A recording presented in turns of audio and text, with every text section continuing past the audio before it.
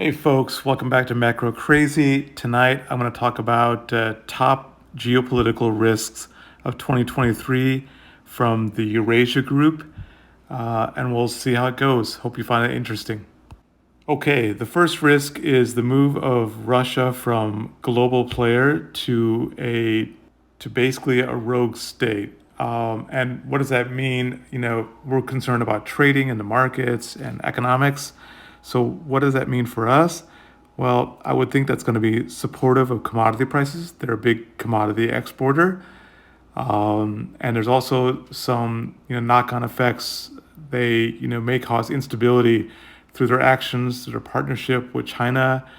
They may sell more to India, oil, other commodities, as well as defense, armaments, whatnot. So that's the number one risk identified on the list by Eurasia Group.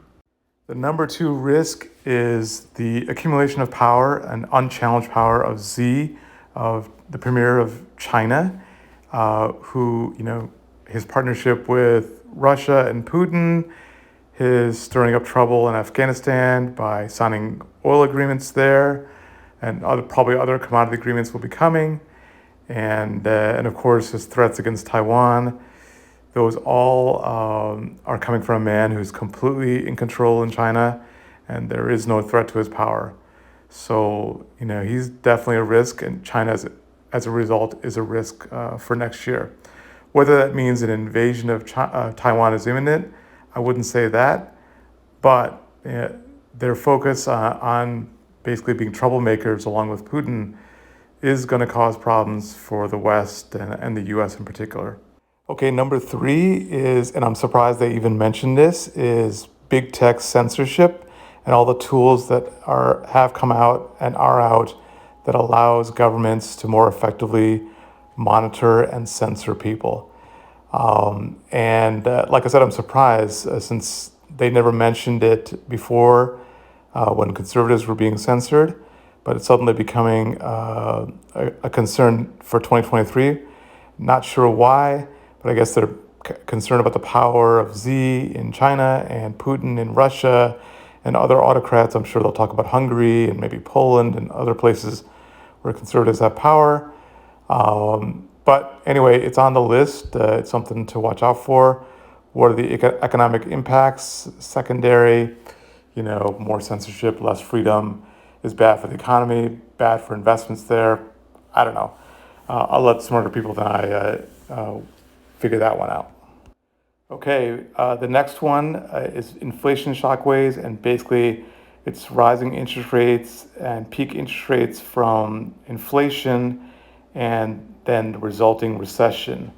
And that's going to be a big risk all around. That may cause upset people from the massive energy bills in Europe, and who knows what will happen. But instability in countries, not good for economics, and it's not good, obviously, for stocks.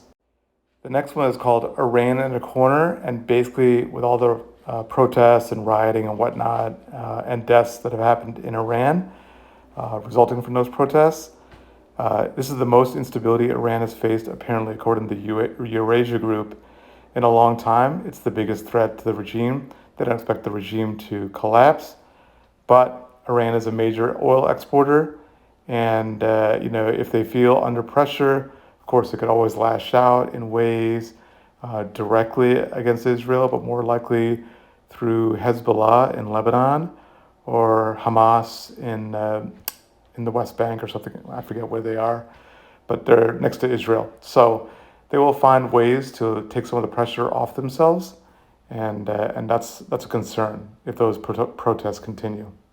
Okay, number six risk for 2023, according to the Eurasia Group, is the return of the energy crunch. It's going to increase tensions between OPEC and the U.S., and it's going to cause tension at home. There's elections, or people protesting in the street because they can't afford their electric bills and whatnot. So it's something to keep an eye on. Businesses that are heavy users of energy will, have to increase the price that they charge if that's sustained, or they're going to have to take a hit to their margins. And it's just something to watch. And of course, that could portend a return of inflation in the second half of next year. Okay, the next one, I think it's number 7, is the instability that you'll see, geopolitical instability, is likely to result in a pullback in women's and girls' rights and empowerment and whatnot. Economic impact unclear. They tend to be the purchasers. So we'll have to see, is that good for consumer staples? I'm not sure. I'll let you guys kind of take a look at that and see if you have a better idea than I currently do. Okay, number 8 is divided states of America. Not breaking news to anybody. The U.S. is very divided. The last couple of elections, 2020 and 2022, have been bitterly fought, and yeah, the country's still bitterly divided, and there's a risk of violence from either side. Despite what some people may tell you, I think Eurasia Group is referring to the right, but could be either side. Number 9, I believe, is what they're calling TikTok boom. And that's basically, that generation, was it Gen Z, millennials, whatever. They can instantaneously make something about a company go viral, which can obviously hurt that company's stock and cause a lot of volatility because they'll become a news item. So it's the power of Gen Z and TikTok to really disrupt stock prices. Number 10 is what they're calling water stress. And basically, because of climate change or whatever you want to call it, that water is going to become in very high demand. Of course, the booming population doesn't help, and therefore people will be fighting over it. Countries will be fighting over it, and there will be a lot of stress around that.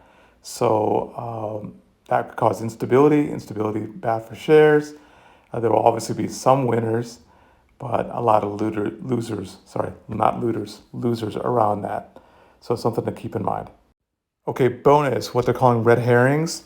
That's basically, like cracks in the support for Ukraine, dysfunction in the EU, and then finally stress around Taiwan, which I think is pretty much a given, but they're calling that potential red herring.